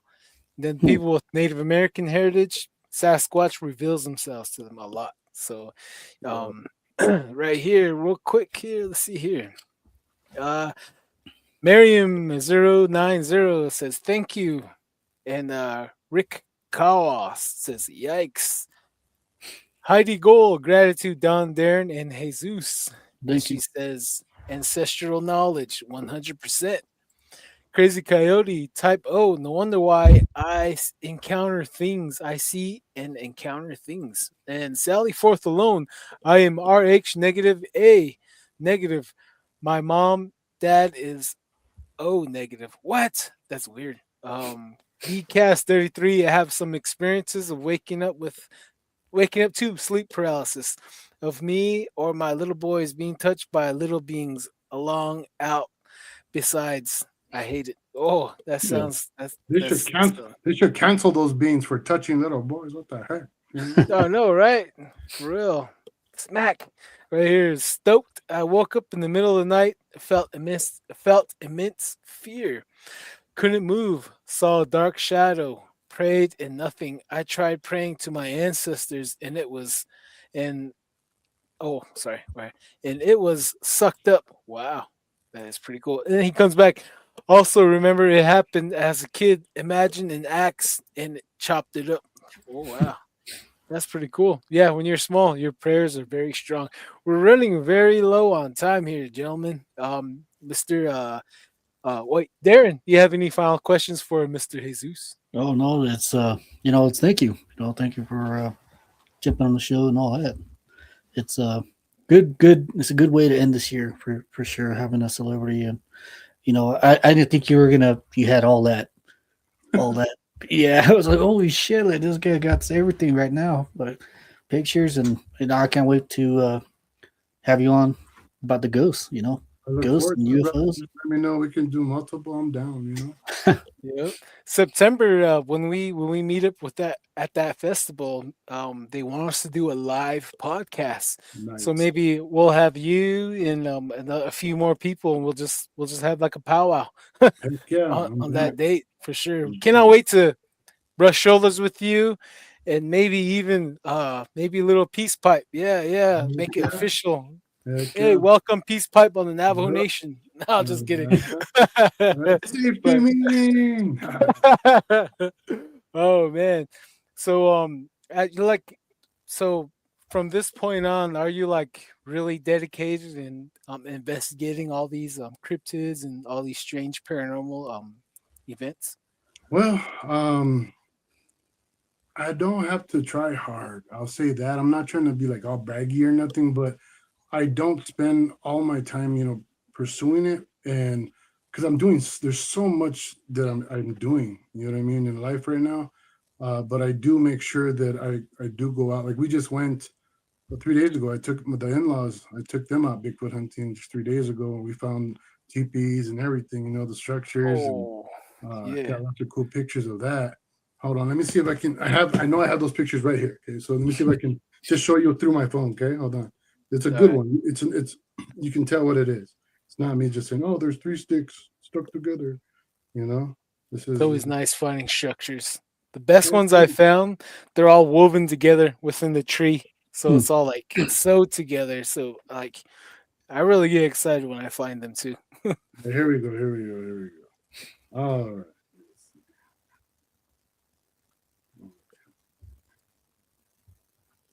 Oh yeah, that is one right there. That is a good one right there. Huh. Wow. In the summertime, it's covered in trees like bushes, so you can't see it at all until they take the stuff down. They leave the skeleton. So that's why I try to explain to people like they built that's just the frame, and then they take the bushes and sticks and whatever on to the next place, and they leave the frame there most of the time. Yep, there's even little ones. That's why I try to tell people, don't just look for giant Bigfoot stuff. And a lot of people, they'll be like, oh, that's a deer broke that branch because that's deer height. It's like, hey, man, Bigfoots aren't born 10 feet tall. They're born little, and they grow, and the way they learn is by copying their parents, right? So right across the dirt road down the way from that big one was this itty-bitty one. Huh. Yeah. You Yeah, know, yeah. that's maybe a foot tall. You He's know? all practicing. Yeah, he's all Yeah. practicing. Yep. Yeah, just like how we are. we always made our own chow Hogan, Sweat Yeah. Lodge, practicing. Hmm. That's really good. Thank you, Mhm. Jesus. Thank you for your Thank you time. for having me. Thank you for the wife and the family for allowing you to hang out with us. We appreciate Appreciate them and all that you do. Darren, any last things you want to Well, say? Well, it's the end of the financial year, and everybody, it's not over yet. We still got a whole life ahead of us, and thank you for joining us on this the podcast. Don't Whistle at Night. We got our special guest right here to cap off the year. It's been a good year, and thank you for everything, for sure. Thank you for Yeah. Thank giving you us this opportunity. for having Right me. Appreciate you.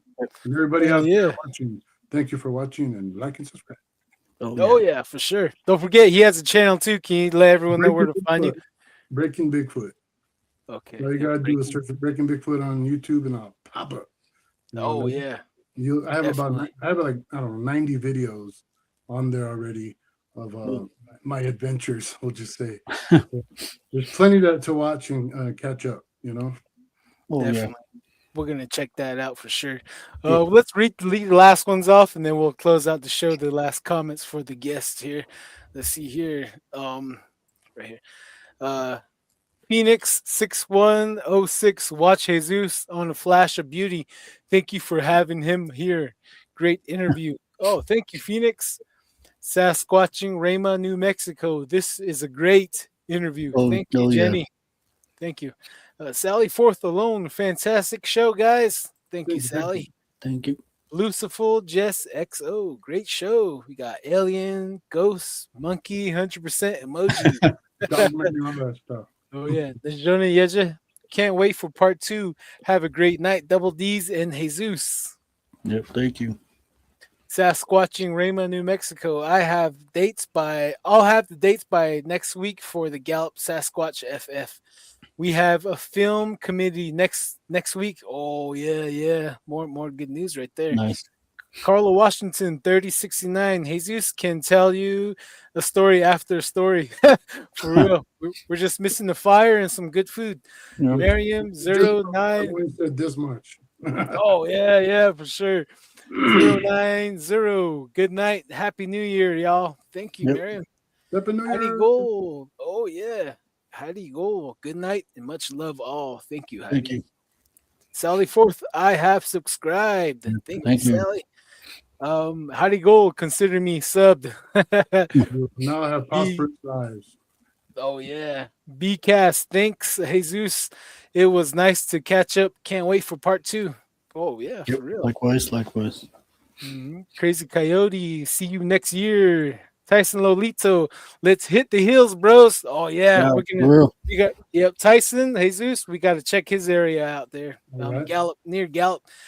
Yep. Nice. All righty, guys, and that's about it, man. Yep. Thank you again, Jesus.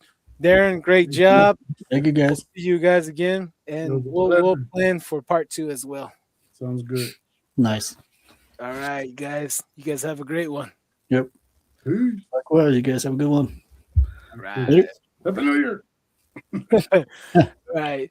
Thank you for tuning in to Don't Whistle at Night. We have been broadcasting live here on the United Public Radio Network, 107.7 FM in New Orleans. You guys have a great night and don't whistle at night. See ya. Nice. Oh, yeah. Okay. All right. Hang on, guys. I got to find the intro here. All right. Here we go. Okay.